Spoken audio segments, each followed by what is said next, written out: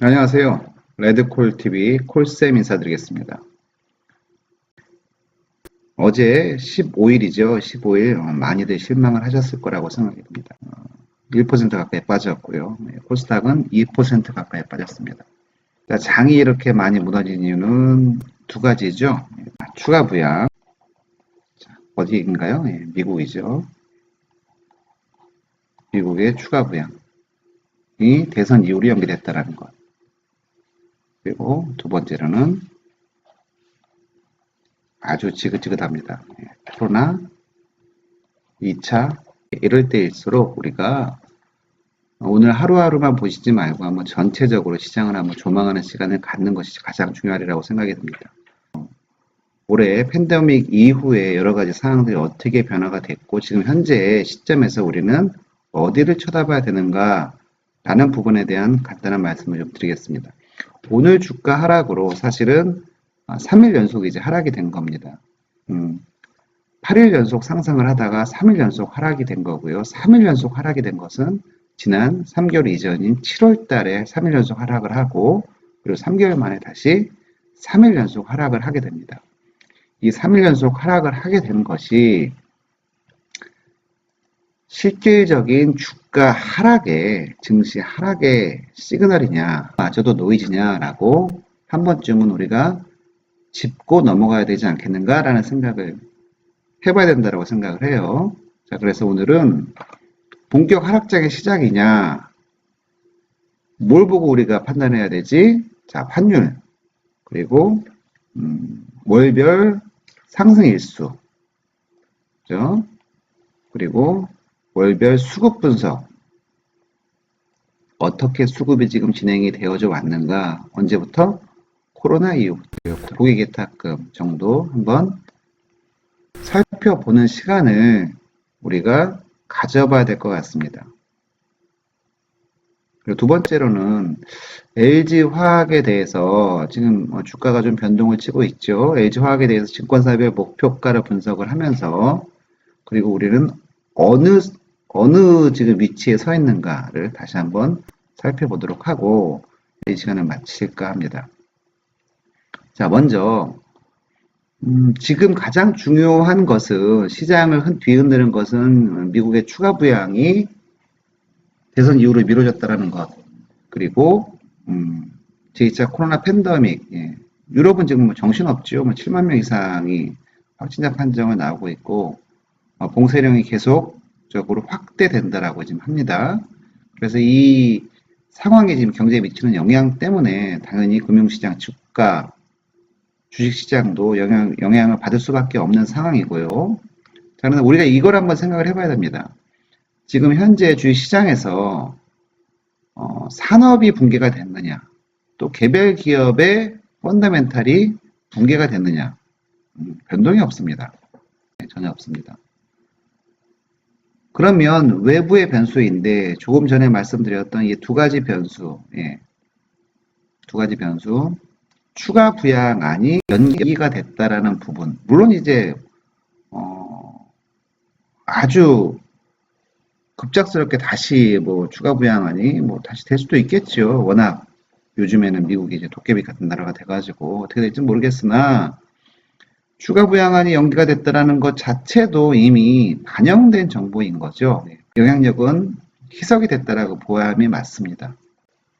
내일이나 뭐 모르죠. 뭐 다음 주까지도 영향을 미칠 수도 있겠으나 그렇게 주식시장이 폭락 장세에 이를 정도의 그런 재료는 이미 벗어났다. 이제 저희는 그렇게 생각을 하고요. 두 번째, 코로나 이제 2차 팬데믹 사항은 해결될 일만 남았기 때문에 그 변수는 크지 않을 거라고. 저희가 판단하는 것은 더 큰 리스크는 미국 대선입니다. 미국 대선에서 저렇게 대놓고 이제 뭐 불복을 얘기를 하고 있는 그런 상황이기 때문에 그 정치적 불확실성을 어떻게 주식시장이 받아 안는가가 사실은 더 큰 주식시장에 미치는 영향이 아닐까라고 이제 생각이 들어요.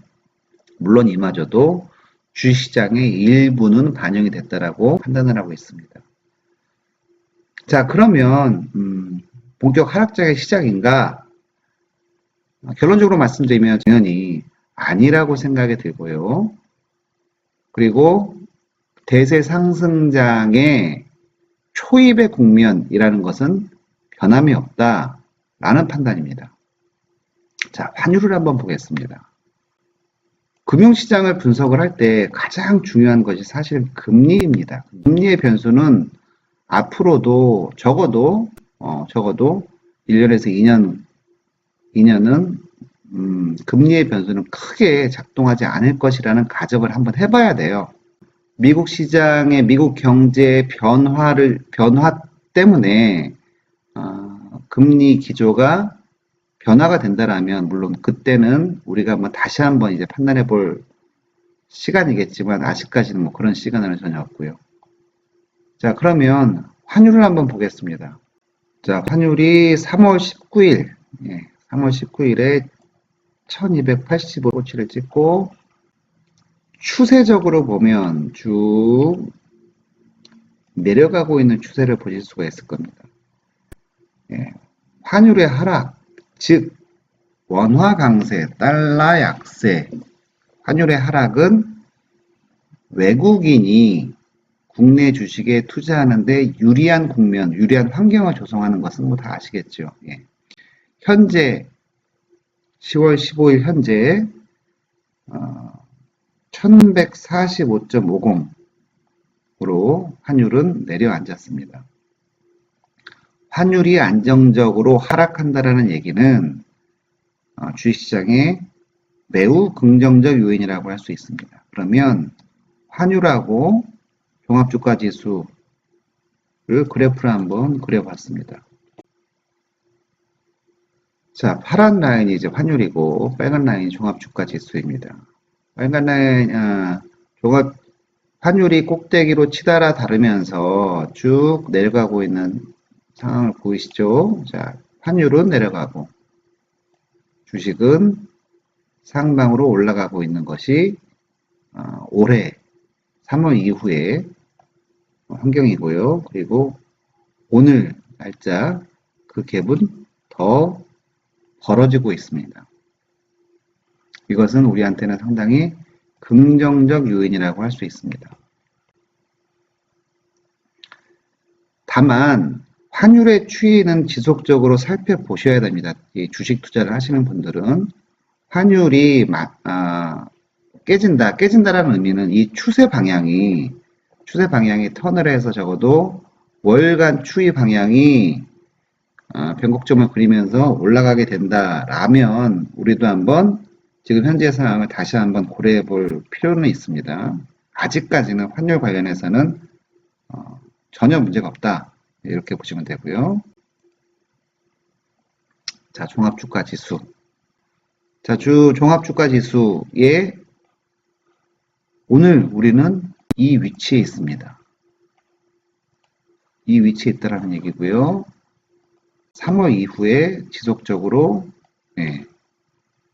추이는 상승 곡선을 타고 있다는 거죠. 물론 앞으로도 이러저러한 노이즈는 당연히 많을 거라고 생각이 듭니다.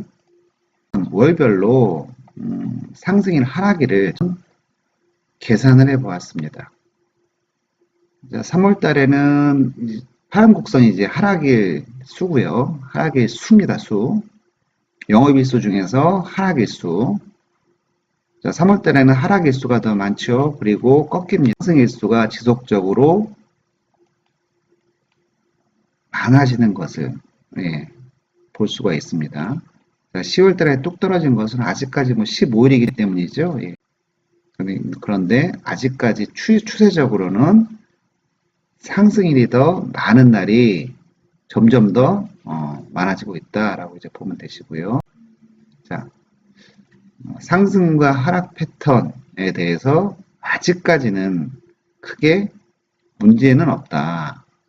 자, 그런데 이 단계에서 이렇게 갈지 또는 이렇게 갈지 또는 내려갈지에 대해서는 조금 전에 말씀드렸던 어떤 환율 추이 이것이 가장 중요하지 않을까 그렇게 판단을 하고 있습니다. 지난 코로나 이후, 3월에 코로나 이후에 수급 사항은 어떻게 변해 왔는지 한번 분석을 해보도록 하겠습니다. 월별 수급 추이입니다. 이거는 월별 순매수를 다 더한 금액이에요. 자, 3월 달에 빨간 곡선이 외국인이고요. 파란 곡선이 개인이고, 자, 녹색 곡선이 기관하고 금융투자를 합계한 순매수 금액입니다. 3월에는 어마무시하게 외국인이 투매를 했죠. 예. 12조 5천억을 던졌습니다. 자, 이것을 개인이 다 받아 안았고요. 그리고 개인이 4월부터 3조 8천억, 3조 7천억, 그리고 2조 2천억까지 개인이 다 누구의 물량? 외국인과 기관의 물량을 받아 안았습니다. 그리고 8월 달에 6조 1천억으로 또 확 뛰었죠. 자, 이것은 아마 그 신규 상장사와 이제 연관이 있는 것으로 보이고요. 자, 9월 달에도 5조 가까운 돈을 개인이 샀습니다. 그대로 기관은 순매도를 한 거죠. 5조 4천억 정도 순매도를 했고요. 요번 달에는 15일밖에 지나지 않았으나 개인은 7,900억 정도를 순매도 중입니다. 네, 개인은. 자, 추이를 보면 이런 거죠. 추이를 보면 개인은 내려가고 있는 추이 보이시나요? 네, 내려가고 있습니다. 자, 기관은요, 여전히 정체를 모르겠어요, 이 친구들. 자, 외인들을 한번 볼까요? 외인들은 추세적으로 순매수하는 금액을 올리고 있고요. 급기야 10월에는 1조 3천억 정도를 매수하면서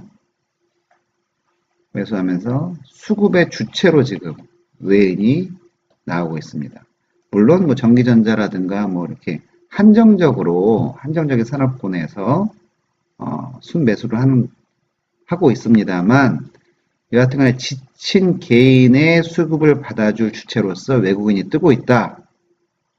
자, 이런 현재 상황이라고 말씀을 드린다는 겁니다. 자, 그래서 개인이 지쳤기 때문에 수급이 나빠졌다. 이건 잘못된 얘기죠. 언제부터 우리 증시가 개인이 주도하는 증시가 되었습니까? 뭐 그건 아니지 않습니까? 추세적으로 보면 외인들이 들어오고 있다. 지금부터 장에 적극적으로 참여하더라도 먹을 게 많다라고 이제 판단할 수도 있는 거죠. 지금 현재 수급 추이는 외인의 장세의 시작이 되는 장세이지 않나 생각하고 있습니다.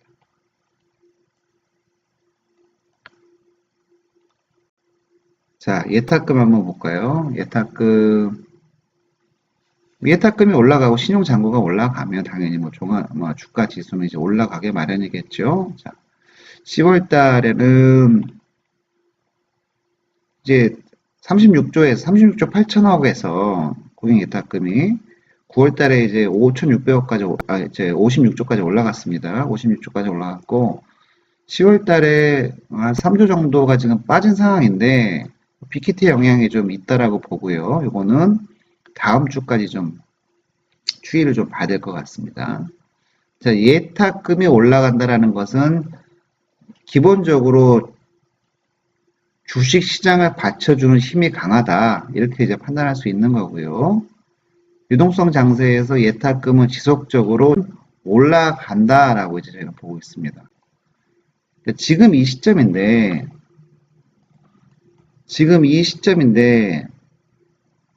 시점에서 예탁금과 신용잔고가 급격하게 줄어들까요? 저희는 그렇게 보고 있지 않아요. 그래서 지금 현재의 한 3일 연속적으로 조정받은 것은 단기간의 노이즈 정도로 저희는 판단을 하고 있습니다. 이러저러한 시그널들을 보더라도 아직까지 뭐 주식시장이 흔들린다라는 근거라고 저는 생각을 합니다. 여러 가지 시그널로 봤을 때 크게 이상이 있는 장은 아니다. 예. 몇 가지 우리가 고려해야 될 부분은 있겠지만 특히 미대선이나 뭐 이런 부분은 고려해야 될 부분이 있겠지만 크게 우리가 뭐 급격하게 현금화를 시키거나 뭐 이럴 필요가 있을까라는 생각이 좀 든다는 얘기죠. 예.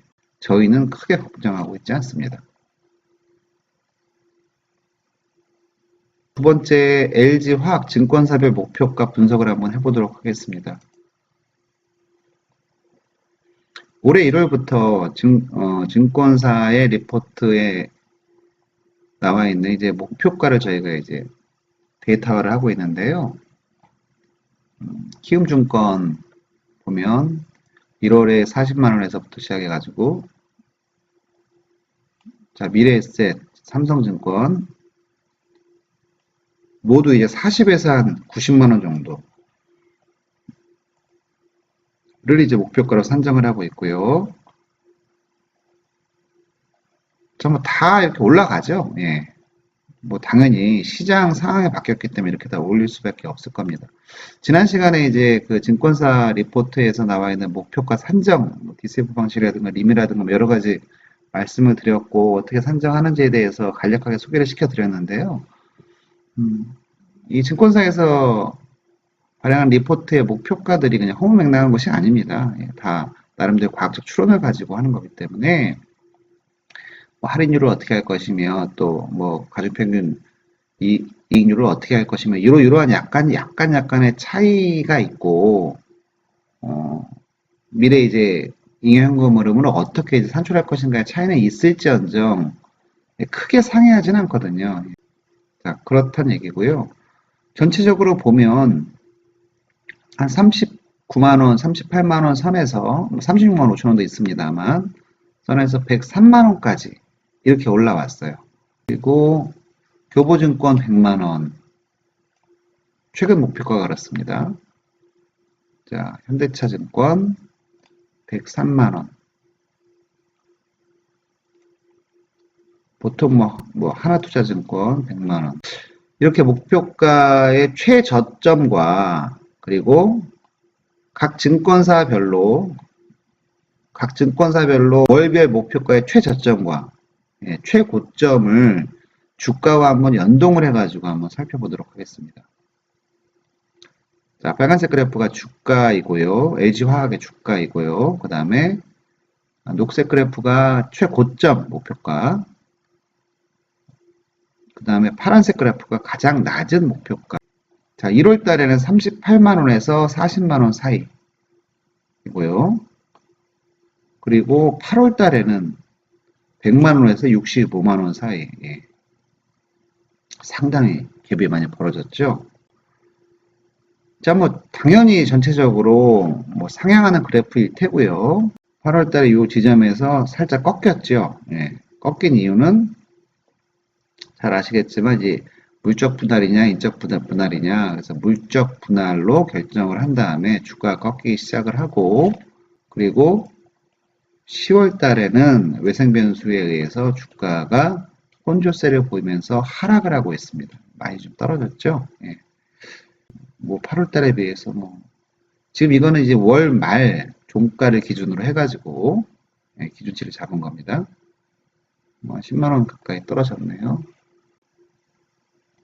자, 여러분들은 어떻게 생각을 하세요? 네. 인적, 물적 분할에 따른 이 노이즈, 그리고 해가지고 전기차 화재 사고 관련해서 배터리 문제이냐 아니냐 뭐 이런 부분들 때문에 또 노이즈가 좀 있었습니다. 그 영향도 주가에 영향을 받은 것 같고요. 여러분들은 어떻게 생각하세요? 이 두 가지 물적 분할에 따른 주주들의 실망감과 전기차의 화재의 원인이 배터리냐 아니냐의 문제, 이 두 가지 문제로 주가, 물론 이제 외생 변수도 있습니다만 주가가 조정을 보이고 있는데 계속적으로 하락을 맺지 못할까요? 예, 아니면 여기에서 다시 치고 나갈까요? 자, 추이를 보면 당연히 치고 나가겠죠. 그런데 이 순간순간적인 노이즈는 앞으로도 계속 있을 거라고 보고요. 자, 우리는 LG화학이나 현대차나 또는 셀트리온 그리고 얼마 전에 소개시켜드린 제넥신이라든가 카카오라든가 이런 종목들에 대해서는 지금은 대세 상승장의 초입 구간이다. 아직까지도 초입 구간이다. 라고 이제 말씀을 드렸습니다. 변동이 없습니다. 자, 크게 LG화학 같은 종목들은 갖고 있으면 그렇게 고민할 필요는 없을 것 같습니다. 배당도 많이 준다라고 하지 않습니까? 환율, 그리고 상승 일수, 수급, 예탁금 등으로 지금 현재 우리가 자리하고 있는 위치에 대해서 말씀을 드려봤고요. 그다음에 LG화학의 증권사별 목표가를 올해 연도를 종합적으로 한번 살펴봤습니다. 오늘 시간을 마치도록 하겠습니다. 이렇게 크게 주가가 빠졌다고 그래가지고 실망하지 마시고요. 우리가 추천하고 우리가 분석하는 종목들에 한해서는 아직 시작도 안 했다라는 것을 다시 한번 말씀드리면서 오늘 방송 마치겠습니다. 감사합니다.